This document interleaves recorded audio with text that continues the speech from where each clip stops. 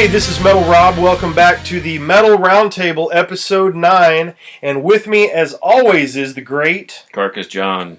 Nice. So we're going to do a couple of shout-outs today. I'll go first. I want to shout out to my friend Ian Arkley over in the United Kingdom.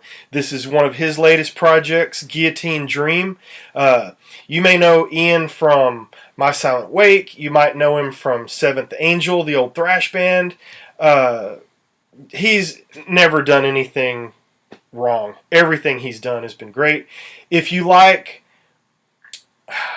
Ghost were stripped down not in a quality way, because this recording is fantastic. It's all clean guitars, clean vocals, very well done, kind of spooky, kind of eerie, but it's good hard rock.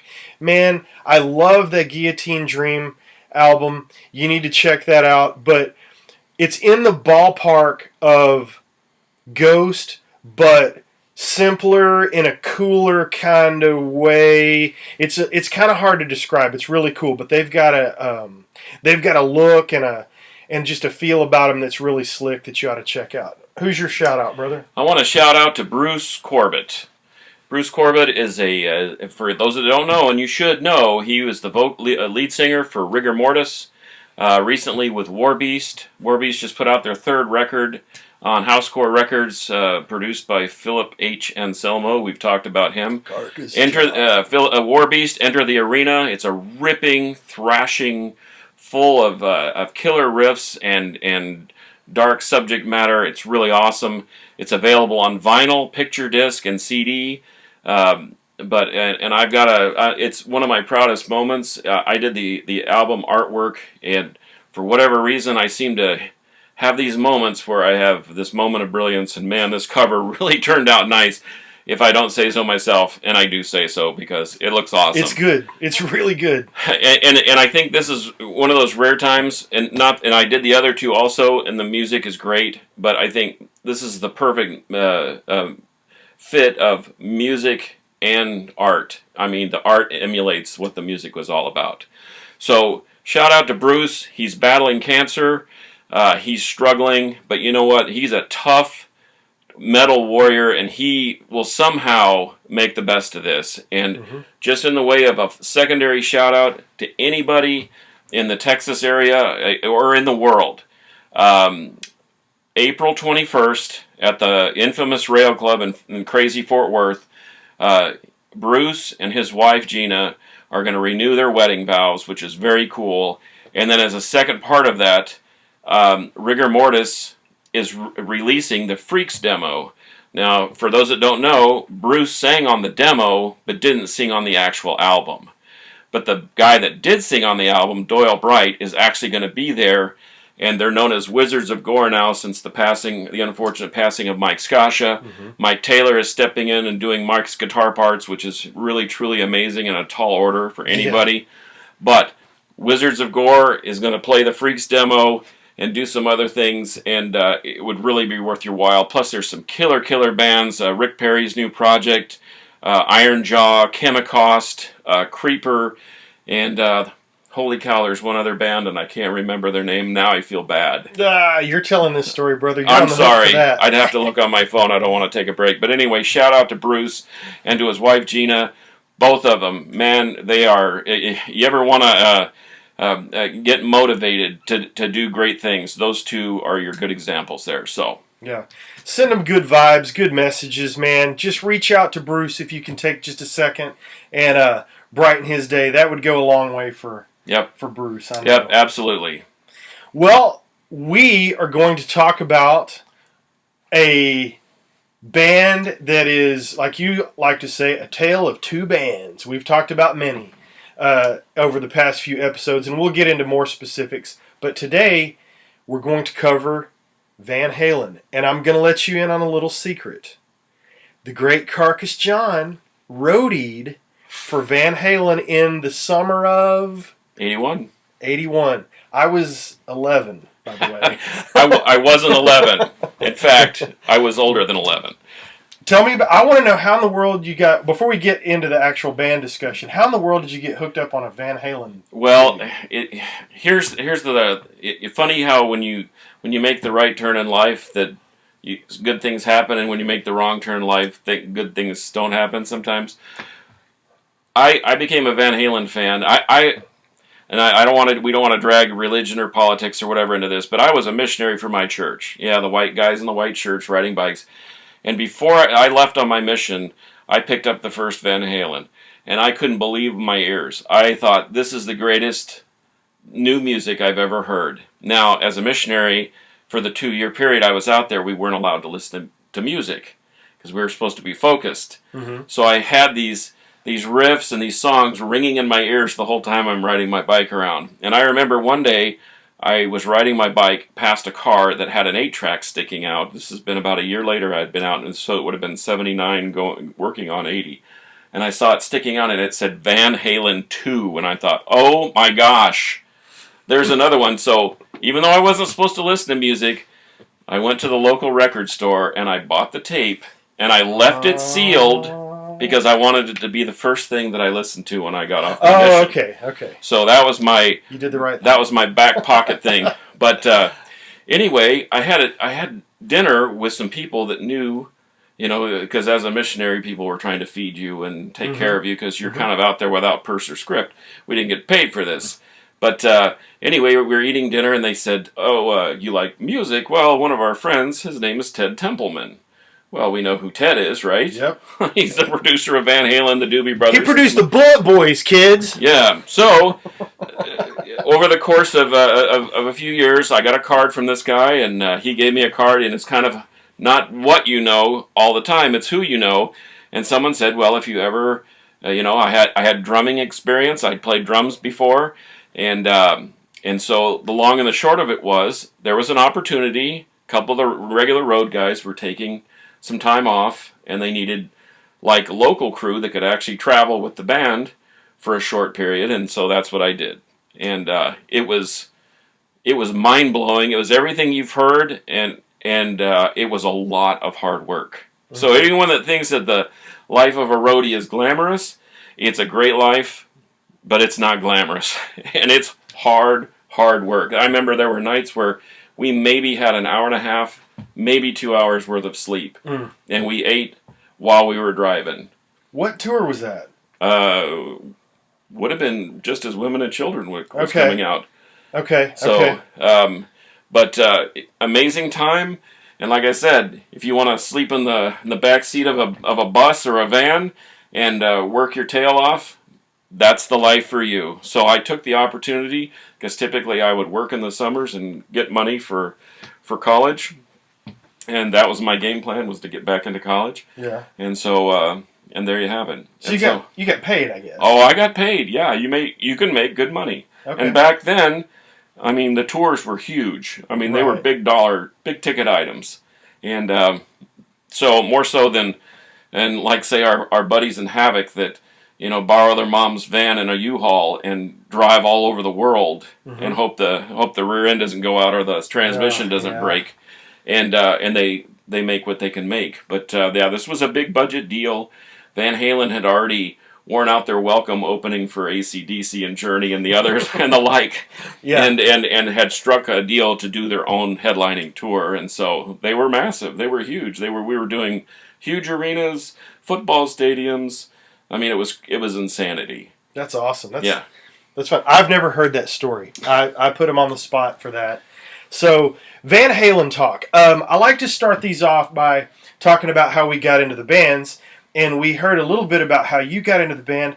I honestly don't remember not being a Van Halen fan. I don't remember what actually turned me on to it. All my earliest memories of listening to Van Halen were when we used to have boom boxes and playing Eruption and Atomic Punk on that boombox so loud. I don't know how I didn't blow the right side of my head completely out, because I would carry that boombox going under the...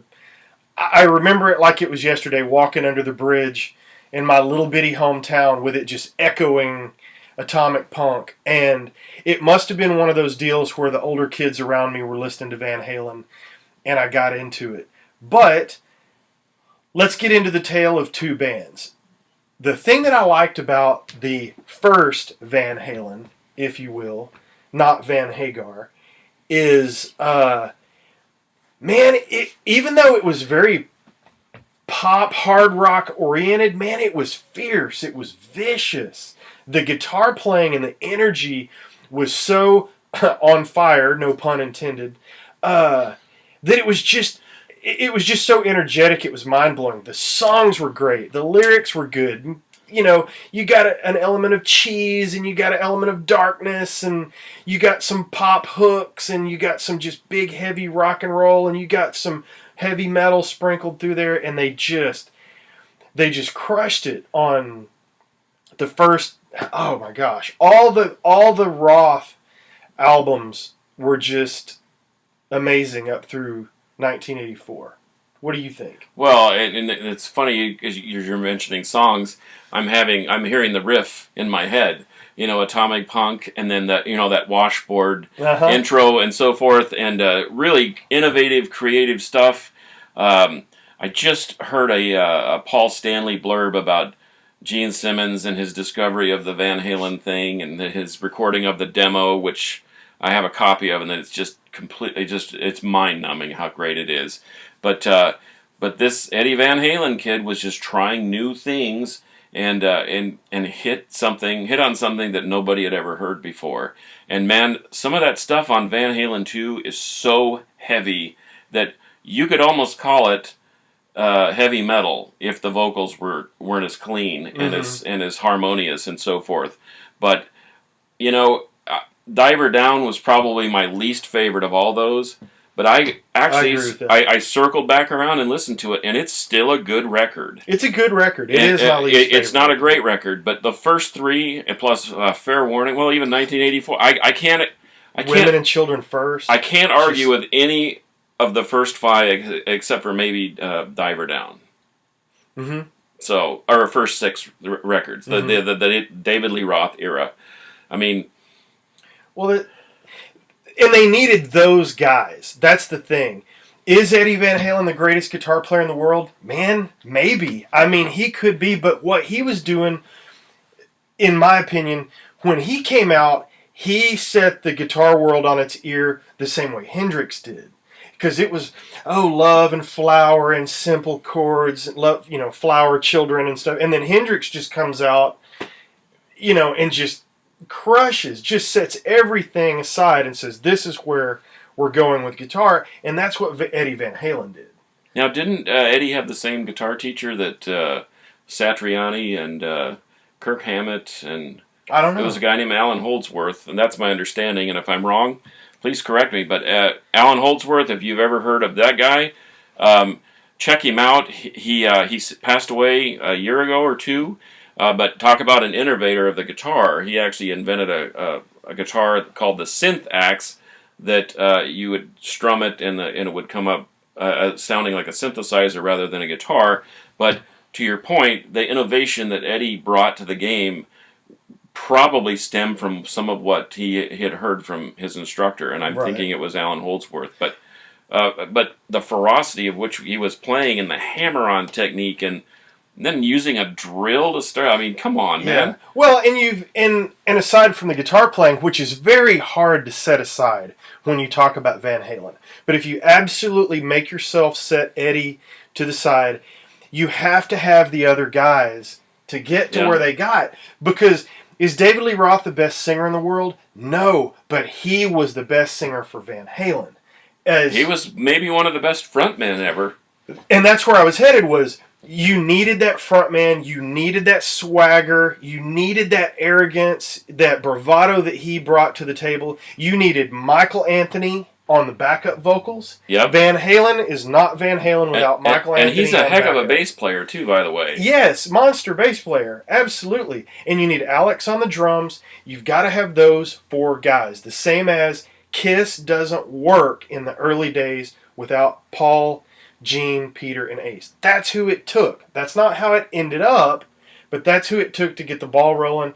You can't argue with those four dudes in Van Halen getting going. Van Halen 1, Van Halen 2, fantastic. Women and Children First. Fair Warning was so heavy. Dude. So heavy. Unchained. I Come on. Yeah, I still love Unchained. Diver Down was alright. 1984 was great. They were starting to take a turn toward pop. Lots of music videos. Lots of keyboards. Lots of flash, lots of 80s going on. The band falls out a little bit. Roth is gone. Enter Sammy Hagar sometime later. And it completely changes the face of the band. So the thing that I want to ask you is, what's better? Is it the original Van Halen or is it Van Hagar? Because, and the reason I ask, this is a tougher question than it sounds like. Because the hardcore Van Halen freaks are going to say, oh, well, David Lee Roth. Well, it's not that obvious of an answer.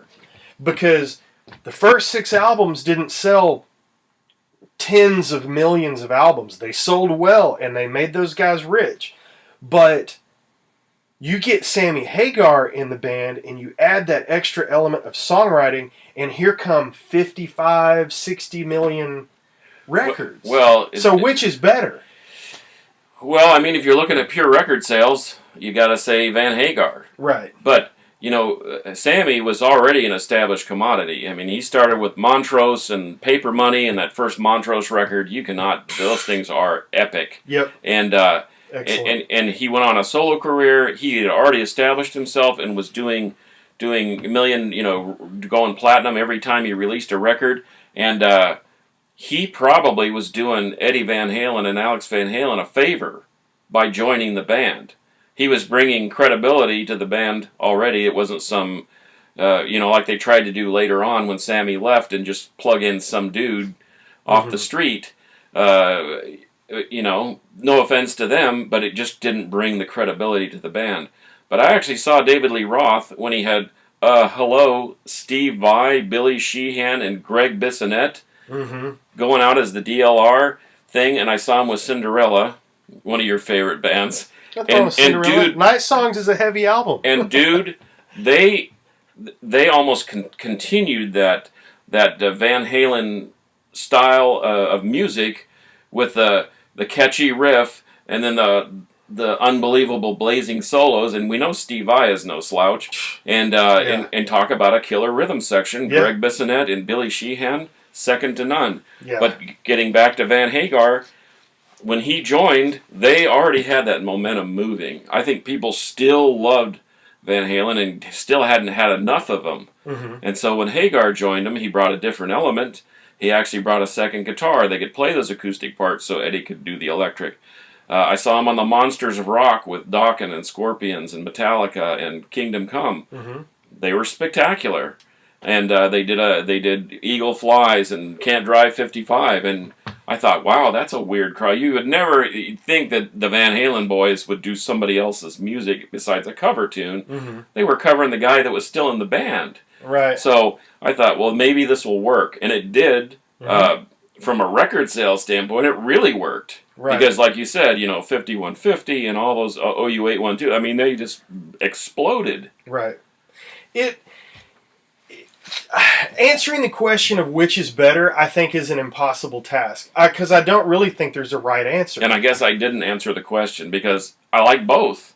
Yeah. But to say which is better, I mean, that's like, what's better, AC/DC or Led Zeppelin? I mean, they're just like, they're two different bands. Right. It's apples and oranges. So I don't know that there is a right answer.